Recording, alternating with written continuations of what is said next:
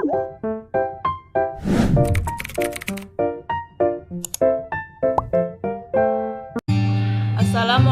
warahmatullahi wabarakatuh. Baiklah, pada materi kali ini kita akan membahas mengenai manajemen pendidikan dan peserta didik.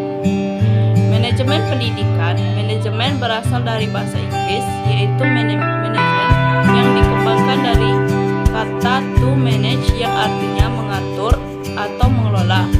Kata mengelola itu sendiri berasal dari Italia, mengol yang diadopsi dari bahasa Latin manager yang berasal dari kata manus yang artinya tangan. Sedangkan pendidikan adalah tenaga kependidikan yang berkualifikasi sebagai guru, dosen, konselor, pamong pelajar, media siswa, tutor, instruktur, fasilitator, dan sebutan lain. Manajemen pendidikan merupakan suatu kegiatan merencana atau mengelola, mengorganisasikan, mengkomunikasikan sumber daya pendidikan atau pendidik agar dapat berjalan atau pelaksanaan tugas dan tanggung jawabnya secara efektif dan efisien. Tugas, kewajiban, dan hak pendidikan. A. Tugas pendidikan adalah merencanakan dan melaksanakan proses pembelajaran, menilai hasil pembelajaran, melakukan pembimbingan dan pelatihan, serta melakukan penelitian dan pengabdian kepada masyarakat, terutama bagi pendidikan yang dan perguruan tinggi, serta guru sebagai profesi, guru di bidang kemanusiaan, dan guru di bidang kemasyarakatan. Bagian B yaitu kewajiban pendidikan yang terbagi menjadi 3, yaitu menciptakan suasana pendidikan yang bermakna, menyenangkan, kreatif, dinamis, dan dialog. 2. Mempunyai komitmen secara profesional dan meningkatkan mutu pendidikan, dan memberikan teladan dan menjaga nama baik lembaga, profesi, dan kedudukan sesuai dengan kepercayaan yang diberikan kepadanya.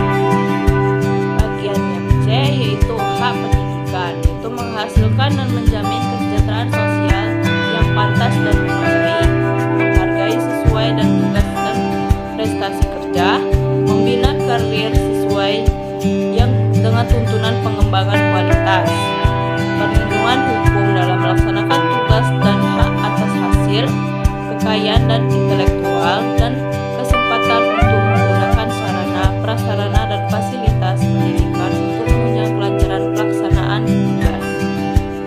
Dan yang kedua yaitu peran pendidik, terbagi menjadi 14. Yang pertama yaitu guru sebagai pendidik, yaitu guru harus disiplin dan menaati dalam aturan dan kode etika. Guru sebagai pengajar yaitu fasilitator dan mediator pembelajaran. Guru sebagai pembimbing yaitu mendampingi dan memberikan arahan kepada siswa. Dan guru sebagai pelatih yaitu guru harus memperhatikan kompetensi dasar. Guru sebagai penasehat yaitu memberikan konseling sesuai dengan apa yang dibutuhkan siswa. Guru sebagai model dan teladan yaitu merupakan sebagai figur yang dijadikan teladan. Guru sebagai kreator yaitu guru harus membedakan mana nilai yang baik dan mana nilai yang buruk. Dan yang selanjutnya yaitu guru sebagai organisator, yaitu mengorganisasikan segala sesuatu secara efektif dan efisien. Guru sebagai media motivator yaitu guru mendorong anak didik aktif dalam belajar. Guru sebagai pembimbing yaitu mendampingi dan memberikan arahan kepada siswa. Guru sebagai fasilitator yaitu menyediakan fasilitator yang memudahkan kegiatan belajar anak didik. Guru sebagai mediator yaitu sebagai penengah dan proses belajar anak didik. Guru sebagai evaluator yaitu menjadikan seorang evaluator yang baik dan jujur, dan guru sebagai pengelola kelas.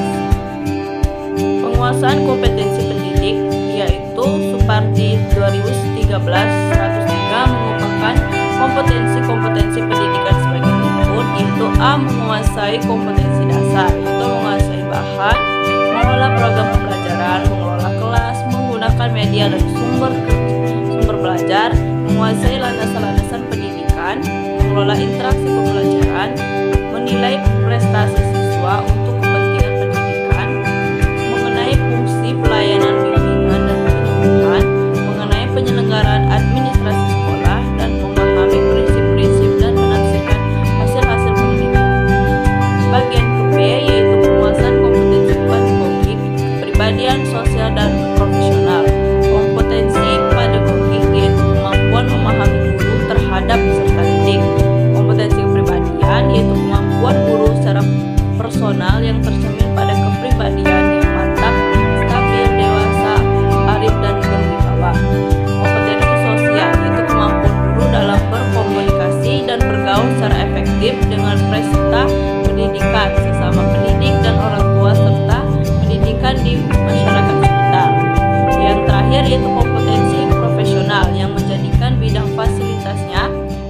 penguasaan teoritis maupun praktis maupun didaktis. Rekrutmen dan seleksi guru dan staf yaitu terbagi menjadi dua kriteria dasar seleksi, yaitu rasional, ilmiah, objektif. 4. Berpedoman pada laporan analisis pekerjaan. Yang kelima, efisien dan efektif. Dan yang terakhir itu memperhatikan peraturan ketentuan yang berlaku. 7. Dilakukan secara objektif dan jujur. Dan 8. Dilakukan dengan profesional. Dan bagian B itu cara dan metode seleksi, yaitu seleksi persyaratan administrasi, seleksi pengetahuan umum, seleksi psikologi, seleksi wawancara, dan seleksi referensi. Bagian C yaitu tujuan rekrutmen dan seleksi guru dan staf, yaitu terbagi menjadi 5. 1. Menetapkan kebutuhan rekrutmen organisasi masa sekarang dengan perencanaan SDM. 2. Meningkatkan jumlah calon pelamar kerja dengan biaya minimum. 3. Membantu meningkatkan angka keberhasilan dan dari proses seleksi dengan 4. Menurunkan sejumlah pelamar kerja yang bermutu rendah yaitu unqualified dan bermutu terlalu tinggi yaitu overqualified dengan jelas. 5. Membantu menurunkan kemungkinan pelamar kerja yang setelah direkrut dan diseleksi akan hengkang dari sekolah memenuhi tanggung jawab organisasi bagi program tindakan persetujuan dan hukum lainnya serta kewajiban sosial. Selanjutnya yaitu manajemen peserta didik. Manajemen peserta didik adalah suatu penataan atau pengaturan segala aktivitas yang berkaitan dengan peserta didik, yaitu mulai dari masuknya peserta didik sampai dengan keluarnya peserta didik tersebut dari suatu madrasah atau sekolah. Langkah-langkah perencanaan peserta didik yaitu ada 7. 1. Forecasting, objektif, politis, programming, prosedur, schedule, budget. Kebijakan penerimaan peserta didik baru yaitu memuat aturan mengenai jumlah peserta didik yang dapat diterima di suatu sekolah. Penentuan mengenai jumlah peserta didik juga dasarkan atas kenyataan yang ada di sekolah, yaitu faktor kondisional. Sistem penerimaan peserta didik baru yaitu sistem promosi, merupakan penerimaan peserta didik baru yang sebelumnya tanpa melakukan seleksi. Mereka yang mendaftar di suatu sekolah diterima begitu saja. Yang kedua yaitu sistem seleksi, yaitu penelusuran bakat, minat, dan kemampuan atau PMDK. Yang ketiga adalah seleksi berdasarkan tes masuk. Kriteria penerimaan peserta didik baru yaitu terdiri dari 3. Yang pertama yaitu kriteria acuan patokan yaitu standar kriteria referensi. Yang kedua yaitu kriteria acuan norma yaitu norm kriteria referensi. Yang ketiga yaitu kriteria berdasarkan daya tampung sekolah. Terus rekrutmen peserta didik yaitu terbagi menjadi 8. Yang pertama yaitu pembentukan panitia penerimaan. 2. Rapat penerimaan peserta didik baru. 3. Pembuatan pengiriman atau pemasangan pengumuman. Yang keempat itu pendaftaran peserta didik baru. Yang kelima itu seleksi peserta didik baru. Yang keenam rapat penentuan peserta didik yang diterima. 7. Pengumuman peserta didik yang diterima. Dan 8 itu pendaftaran ulang peserta didik baru yang telah diterima.